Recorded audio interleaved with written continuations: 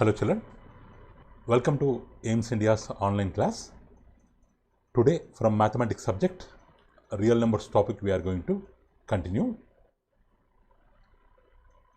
Before going to learn this real numbers, so first of all we have to know all the previous number systems so that we can define what real numbers are. So first let's start with the counting numbers 1, 2, 3, 4, 5. So the numbers starting from 1, 2, 3, 4, 5 like that, whatever numbers we have, these are all considered as natural numbers or counting numbers. The symbol for natural numbers is n. So if we add 0 to the natural numbers, then the second set of numbers is called as whole numbers, and the symbol for whole numbers is W. So in whole number system, along with the natural numbers, the 0 is included.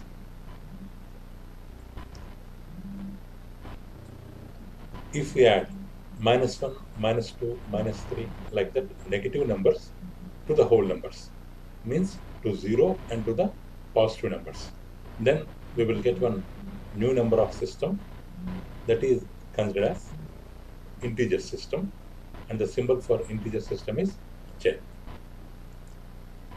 So not only this positive numbers, negative numbers and 0, we also have numbers like 1/2, a positive fraction, -1/3, a negative fraction, 0.5 decimal, or we can call it as terminating decimal, 0.3456 dash dash dash, non-terminating, non-repeating decimal, or the numbers which are in the form of p/q. So these are all different numbers. Along with the integers, if they are combined, then we will get a new system of numbers that is called rational numbers, denoted by the symbol q. Now we have got almost all the types of normal numbers.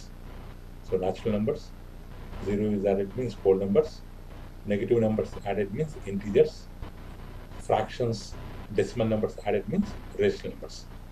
So this rational numbers, it is one set of numbers consisting of natural numbers, whole numbers and integers. Apart from this rational numbers, we also have one more kind of numbers which are called as irrational numbers. And the symbol for irrational numbers is I. So here in irrational numbers, again we have two types: real algebraic numbers, transcendental numbers. So here if you observe the numbers like √2, -√3, 1 plus √5/2, here √2 means, what does it represent? We know the value of √2. It is 1.414 something, 414 dash dash, like that its value will come. So means it's a decimal number which cannot be written in terms of a fraction. This is a decimal number. √2 is such kind of number which cannot be written in the form of p/q. So that kind of numbers, -√3 also like that only. So that kind of numbers are termed as real algebraic numbers. So we have another kind of numbers called transcendental numbers. So pi, e, -2pi. So actually, what are these transcendental numbers?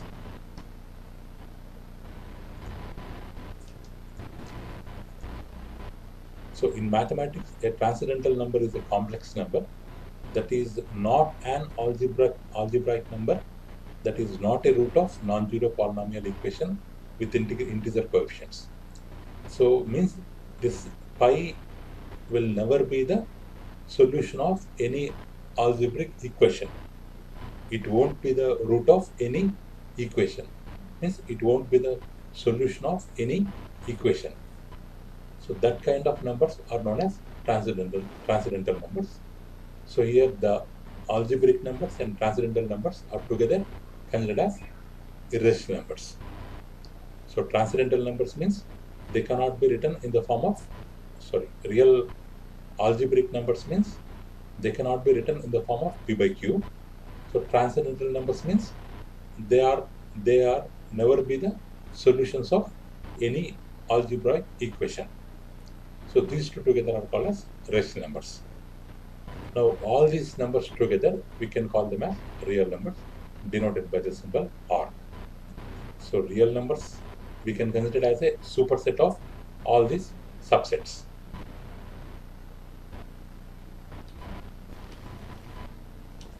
Now let's see how to define how do we define real numbers.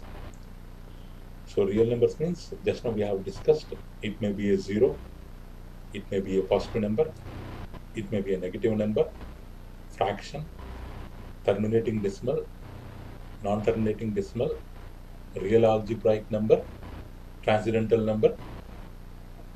It may be any kind of number, but it can be represented on the number line. So all the real numbers, they can be represented on the number line. Even the transcendental number like pi also we can represent on the number line. It is somewhat risky, but we can represent on the number line. So the numbers, all the real numbers from 0 to this transcendental number, all can be represented on the number line. So they are called real numbers because they are not imaginary. In today's video, we are going to learn about Euclid's division lemma. Let's see some details about this great mathematician, Euclid. So he was a Greek mathematician and popularly known as founder of geometry or father of geometry. He was active in Alexandria during the time of Ptolemy, around 300 BC. His book Elements is one of the most influential works in the history of mathematics. It has been serving as the main textbook for teaching mathematics. So regarding division, this Euclid has proposed a theorem that is called Euclid division lemma. So here lemma means it is like a theorem, but not as important as theorem. So considered as a small theorem, or it is a minor result that has been proved to be true using the facts that were already known. So this mathematician Euclid, based on division, he has proposed a small theorem, and that is called Euclid's division lemma.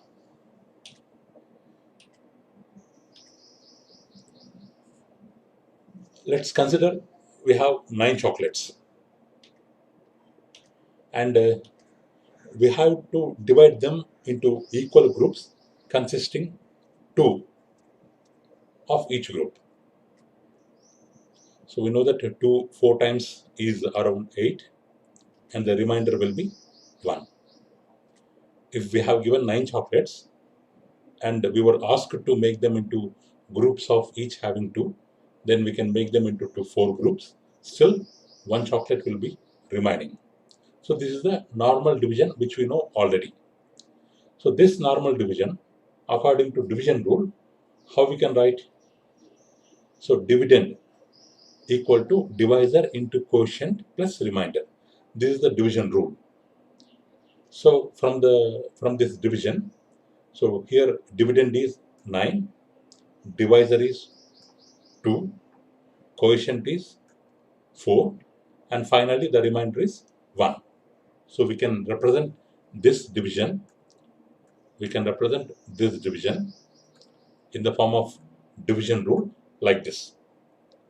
Instead of numbers, if we consider variables, suppose 9 is denoted by variable A, 2 by B, 4 by Q, and 1 by R. Then A equal to B into Q plus R, where A and B are dividend and divisor respectively. Q is the quotient and R is the remainder.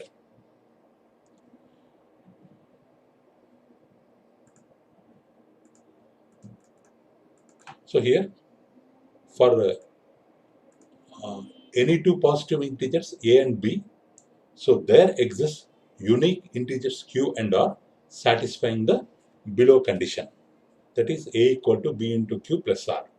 So here we have taken two positive integers, one is 9 and another one is 2.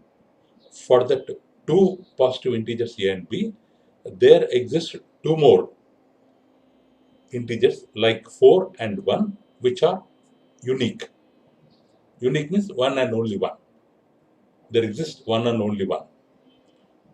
4 and 1, two more integers are possible based on the following condition, a equal to b into q plus r. But here one thing we have to keep in mind, so whatever remainder we are getting, that is always less than or equal to the divisor. Means 1 is, here we can observe 1 is less than 2. So according to Euclid's division lemma, if there is, for any two positive integers a and b, there exists unique integers q and r satisfying the condition of division rule, normal division rule. But one condition we have to remember, the 0 is less than or equal to or less than b.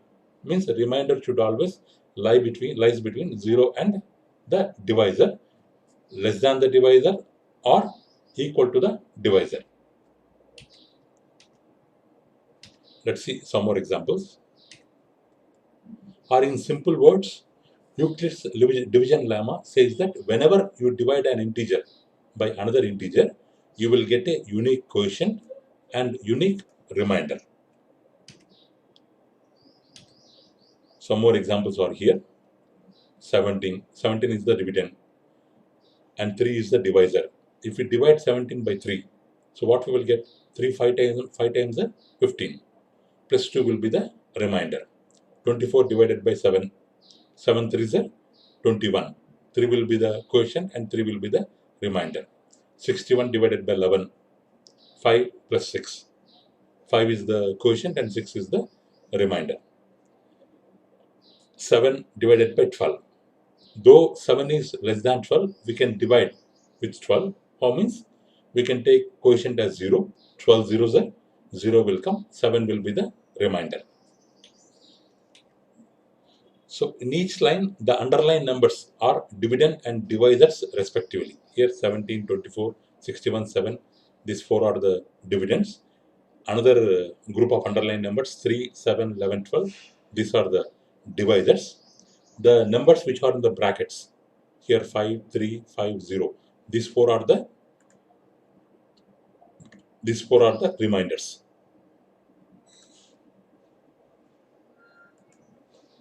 These four are the reminders. And if you observe these examples, here a reminder is 2, which is less than divisor 3. Reminder 3 less than divisor 7. 6 less than 11. 7 less than 12. So all these, in all these examples, what we have observed, we have two numbers like a and b.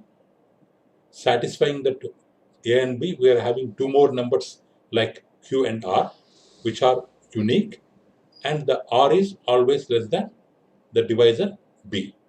So like this we can prove Euclid's division lemma.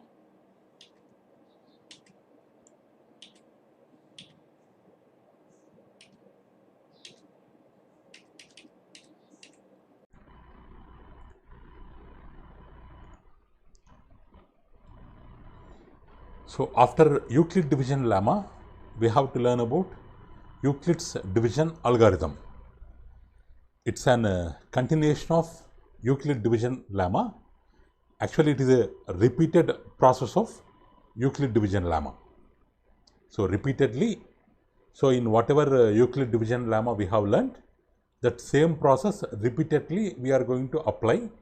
So that is called Euclid's division algorithm. So according to this, if A and B are two positive integers such that A equal to BQ plus R, then every common divisor of A and B is also a common divisor of Q and R. and vice versa, means in reverse process. So we have we have some integers AB and QR. AB and QR, we have some integers which are in the form of A equal to BQ plus R, which are satisfying the condition which we have learnt in Euclid division lemma. So if they are satisfying Euclid division lemma, in that if AB positive integers, if they have common divisor, that common divisor will be the common divisor for other two variables like QR. So this we are going to prove in this Euclid division algorithm. So let's see some problems so that you can understand better. So this application of this Euclid division algorithm is mainly, it is used to find HCF of the integers, HCF of the integers. So what is HCF? Highest common factor, which we have learnt in our lower classes. Least common multiple, highest common factor, already we learned about these things. Or HCF, it is also termed as GCD, greatest common divisor, greatest common divisor. Now the thing is how to use Euclid division algorithm to find out HCF of given integers. So that is the present task. Let's see the solution. So first we have to apply Euclid division lemma for the given two integers. So what we have learnt in given Euclid division lemma, for two positive integers AB, there exist two more integers like QR such that A equal to BQ plus R. A equal to BQ plus R. This we have learnt in Euclid division lemma. So now they have given integers AB. A value is we can, or bigger value we can take it as A. A value is 38,318. B value is 196. Like that, two values are there. Two values are there. According to division lemma, how can we write it? If I divide 38,318, if I divide 38,318 with 196, what I will get? It is approximately multiplied by 195 times, and remainder I will get 98. Remainder I will get 98. So for AB, there exist two more variables called Q, which is the quotient, R, which is the remainder, where A is the dividend, where B is the divisor. B is the divisor. So according to division formula, we can write it as, in this form.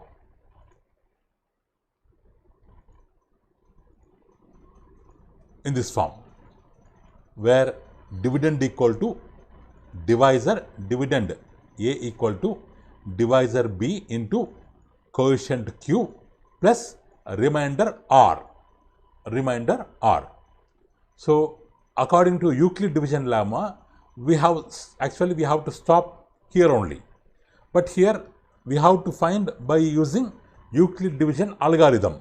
So this division lemma we can continue for one more step until and unless the remainder is 0.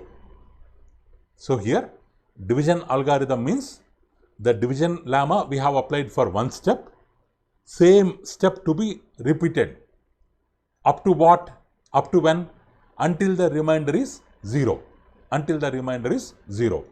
So here in second process, what we have to take? This dividend 196 will become the, this divisor 196 will become the dividend.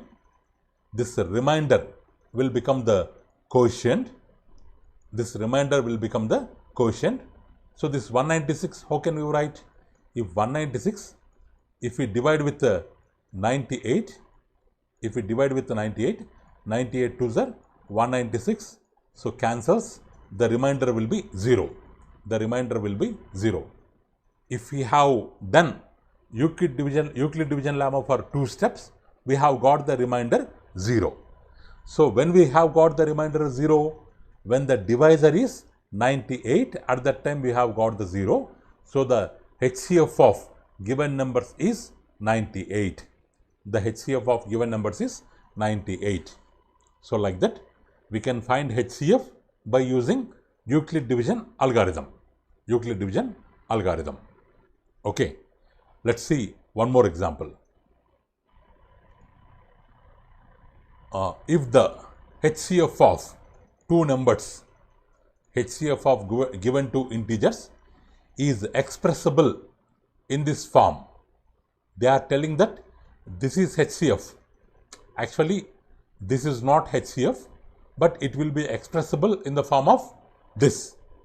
If this is the HCF, find the value of, not x children, it is m here, find the value of m. So don't get confused with the question. First, we have to find the HCF. We have to find the HCF according to Euclid division algorithm. After that, whatever HCF we got, we have to equalize it to this given expression. So then we have to find the value of m. That is a task here. First, let's find HCF by Euclid's division algorithm. So how to write? So first we have to apply Euclid division lemma. Euclid division lemma. With smallest number with greatest, we have to divide the greatest number. So 963 will be the dividend, 657 will be the divisor. If we take one time 657 ones are 657, remainder will be 306. Remainder will be 306. So this is the first step. So here Euclid division algorithm means this Euclid division lemma step we have to continue. 657, this divisor will become the dividend, remainder will become the divisor, remainder will become the divisor. 306 2s are, we will get some number with 306, we have to divide 657, then 2 times we have to divide, we will get a remainder 45. We will get a remainder 45. So 2 is the quotient, 45 is the remainder. 45 is the remainder. This is the second step we have written using Euclid division lemma. So next, this step to be continued until what? Until when? Until the remainder will become 0. Here remainder we got 45. So we should not stop. We have to continue the process. 306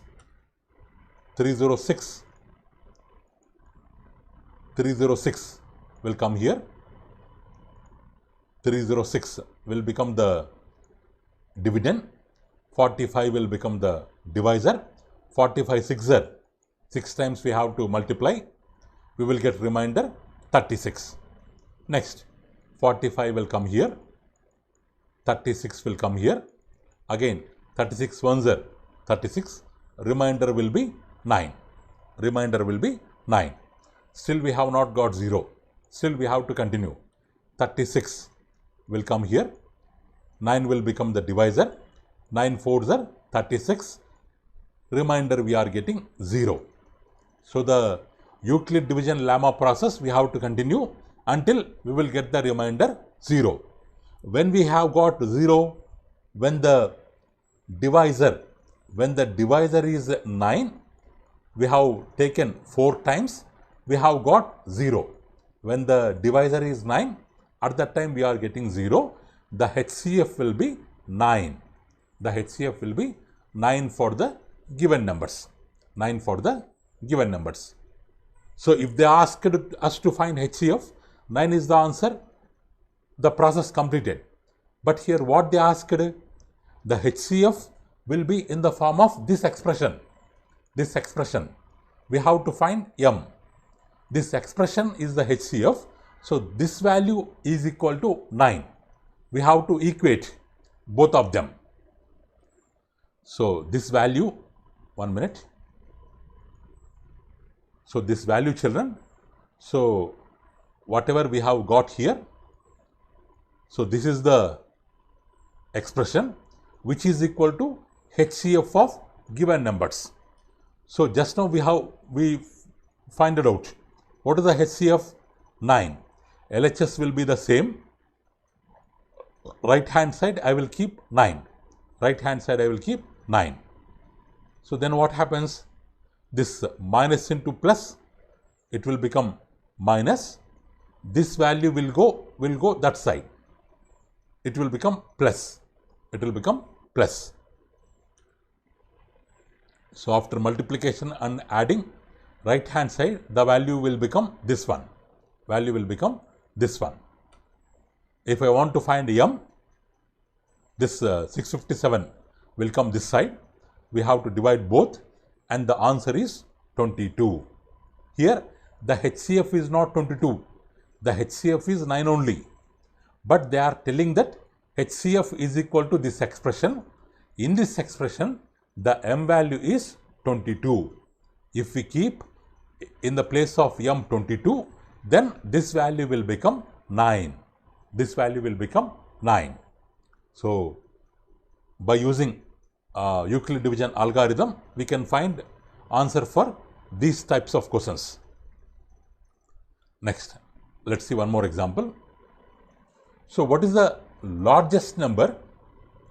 What is the largest number that divides 626, 3127, 15,628 and leaves remainders 1, 2, 3 respectively?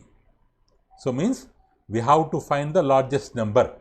Suppose if it is x that divides 3 numbers separately, but while dividing 3 numbers, when dividing first number, it leaves a remainder 1, while dividing second number, leaves a remainder 2, while dividing third number, leaves a remainder 3. Such number we have to find. Such type of number we have to find. So how to find? So the required number, it divides. It won't divide 626 exactly. It divides 626 with the remainder 1. That means if you remove minus 1 from 626, we will get 625. That 625 will be divided by x exactly. Okay. From 3127 also, as it is leaving remainder 2, if we remove minus 2, so means this 3125 will be divided by x exactly. From third number also, if we remove minus 3, if we remove 3, the result 15,625 will be divided by x exactly. But we want to find the number which divides exactly, that is also largest number we need. Here what we are telling, x divides 625, x divides 3125, x divides 15,625 exactly. Because whatever remainder we are getting, that we have subtracted. So the result will be divided exactly by x. But what they are asking? They are asking largest number. Means the number which also divides and which will be the largest. How to find largest number that divides? We have to find HCF of 3 numbers. Which numbers? Not given numbers. From the given numbers, this remainders we have to subtract. So then the resulting numbers. For the resulting numbers, we have to find the HCF. We have to find the HCF. We have to find the HCF. How? By using Euclid division lemma, or if 0 not comes, means by using Euclid division algorithm. So let's apply Euclid division lemma for the smaller numbers, the smaller two numbers. 625 is the smallest, 3125 is the smaller than bigger one. Let's take two numbers. So here this 3125, this dividend, so this is the 625 is the divisor, will be divided 5 times. So coefficient will be 5 and remainder will be 0. Means when we have divided with 625, we have got the remainder 0. So the HCF will be 625 for what? For these two numbers. For these two numbers. Okay. So indirectly in first step only we have got the HCF. So no need of continuation of lemma. It's enough. One step is enough. In the same way, let's take next two bigger numbers. 625, 15625. So here bigger number will become the dividend. Smaller number will become the divisor. 625, 25 times here. This number will come. So it will exactly divides 25 times. So remainder will be 0. Means when we are dividing with 625, remainder is coming 0. So for these two numbers also, HCF is 625. HCF is 625. If we get other number in first case, second case, we have to divide both of them again. But we have got same number in first case, same number in second case. So for the given three numbers, that 625 will be the HCF. So the HCF of these three numbers will divide the given numbers not exactly by leaving remainders 1, 2, 3 respectively, because it is dividing resulting numbers exactly, not given numbers. It is dividing resulting numbers exactly. So it will divide given numbers by leaving the remainders 1, 2, 3 respectively. So like that we can solve the questions by making use of Euclid division algorithm. So here children, so concept is very, very, very important. This A equal to BQ plus R. This actually A equal to BQ plus R. A equal to BQ plus R is the division rule, which we have learnt in lower classes. A is dividend, B is divisor, Q is coefficient, R is remainder. Same is used in the case of Euclid division lemma. In Euclid division algorithm also, that lemma is used repeatedly until the remainder is 0. So if you are perfect regarding with the concept of division rule, then easily you can solve the problems of Euclid division lemma and Euclid division algorithm.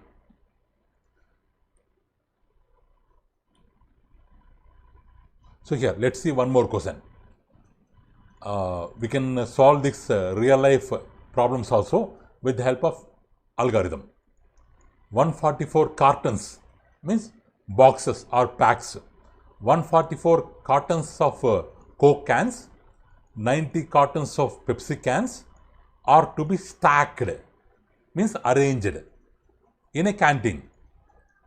In a canteen. If each stock is of same height and contains cartons of same drink, what would be the greatest number of cartons each stock would have? Means we have Coke cans, we have Pepsi cans. We have to arrange in such a way that each stack or each group will have same number of Coke cans, same number of Pepsi cans. Like that one group is there. In the same way, we can have more groups. But in each group, number of cans of both types should be equal. Means we have to find greatest possible number of cans greatest possible number that divides both the numbers, so that we can arrange equally to according to that number. So here we have two different numbers, 144 and 90. To arrange them equally, what we have to find? We have to find the greatest common divisor of these two numbers, so that we can arrange according to that number. By what? By Euclid division lemma or by Euclid division algorithm. So, okay. So, we have to find greatest number which divides exactly. Means we have to find HCF of two numbers exactly. HCF of two numbers exactly. So, how to write 144? 144 will be, bigger number will become the dividend, smaller number will be the divisor, 91 are 54 will be the remainder. This process will continue because remainder is not 0. This process will continue. Next step, 90 will come here, 54 will come here, 54 one times are, we will divide, 36 will be the remainder. Next continue, 54 comes here, 36 ones are, 18 will be the remainder. Next continuation, 36, 18 twos are 36, remainder is 0. When the remainder is 0, while we are dividing with 18, remainder is 0. So, the HCF is 18. So, the HCF is 18. So number of cartons in each stock, in each group should be 18. So, should be 18. 18. Like that we have to arrange. Like that we have to arrange. Okay, children. So, regarding this fundamental of theorem of arithmetic, we can learn later. Okay, children. Thank you for watching our video. Please subscribe our channel and press the bell icon for receiving latest updates. Thank you, children. Have a good day.